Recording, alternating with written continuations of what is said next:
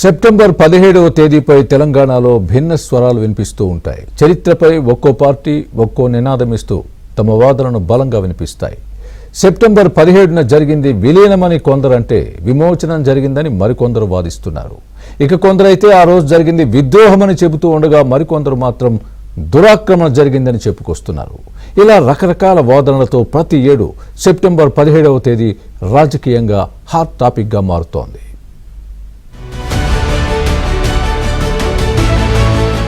September 17 ముమ్మాటికి తెలంగాణ విమోచన దినోత్సవమేనని కేంద్రంలో ఉన్న బీజేపీ వాదిస్తోంది.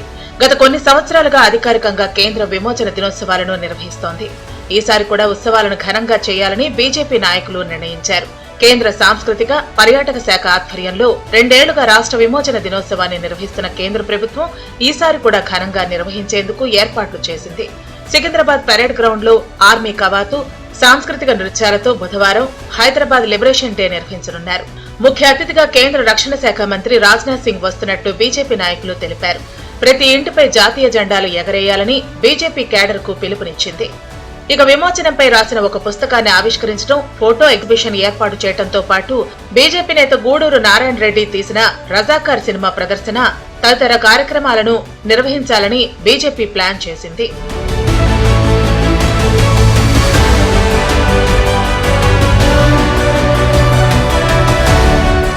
సెప్టెంబర్ 17ను తెలంగాణ విలీన దినోత్సవంగా నిర్వహించాలని సిపిఐ డిమాండ్ చేస్తోంది. ప్రతి సంవత్సరం సాయుధ పోరాట వారోత్సవాలను నిర్వహిస్తున్న సిపిఐ ఆ చరిత్రను విద్యార్థులకు బోధించాలని కోరుతోంది.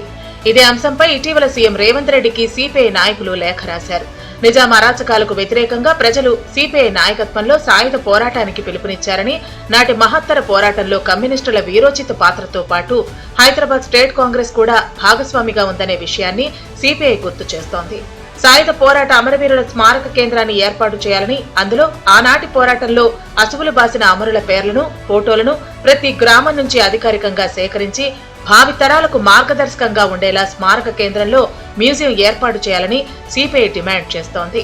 తెలంగాణ రాష్ట్రం ఏర్పడక ముందు సెప్టెంబర్ 17పై కేసీఆర్ కీలక వ్యాఖ్యలు చేశారు. ఉమ్మడి పాలకులు తెలంగాణ విలీన దినోత్సవాన్ని నిర్వహించలేదని, రాష్ట్రం వచ్చిన తర్వాత అధికారికంగా విలీన దినోత్సవాన్ని నిర్వహిస్తామని కేసీఆర్ చెబుతూ వచ్చారు. అయితే తెలంగాణ రాష్ట్రం వచ్చిన తర్వాత కేసీఆర్ సమైక్యత దినోత్సవాన్ని నిర్వహించారు. ఇక కాంగ్రెస్ ప్రభుత్వం వచ్చిన తర్వాత సెప్టెంబర్ 17న ప్రజా పరిపాలన దినోత్సవాన్ని నిర్వహిస్తోంది.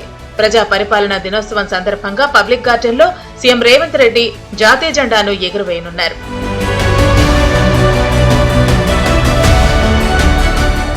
ఇక కాంగ్రెస్ పార్టీ సెప్టెంబర్ 17న విలీన దినోత్సవాన్ని నిర్వహిస్తోంది.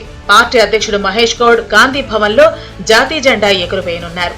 అయితే సెప్టెంబర్ 17 పేరుతో బీజేపీ చేస్తున్న రాజకీయాన్ని కాంగ్రెస్ తీవ్రంగా వ్యతిరేకిస్తోంది. సెప్టెంబర్ 17తో ఎలాంటి సంబంధం లేని బీజేపీ ఇప్పుడు అనవసర రాద్ధాంతం చేస్తోందని కాంగ్రెస్ నేతలు విమర్శిస్తున్నారు. హైదరాబాద్ విలీనం జరిగిన రోజే గుజరాత్ లోని జునాగఢ్ ను సైతం సైనిక చర్య ద్వారానే ఇండియన్ యూనియన్ లో కలిపారని కాంగ్రెస్ పేర్కొంది. మరి జునాగఢ్ విముక్తి దినం కోసం ఒక్క మాట మాట్లాడని బీజేపీ తెలంగాణలో మాత్రం రాజకీయం చేస్తోందని విమర్శిస్తోంది.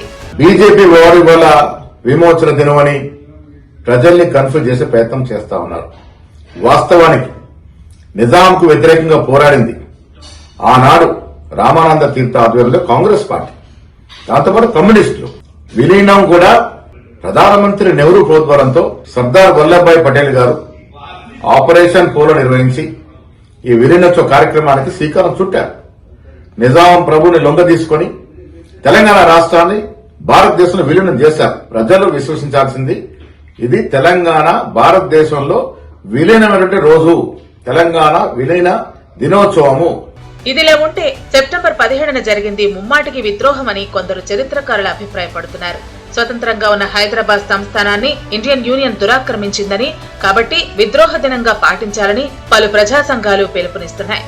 ఎవరి కోణం ఎలాంటిదైనా సెప్టెంబర్ 17 చరిత్రలో ఒక కీలకమైన ఘట్టంగా మారింది. దాన్ని రాజకీయంగా వాడుకోవడానికి అన్ని పార్టీలు ప్రయత్నం చేస్తున్నాయి.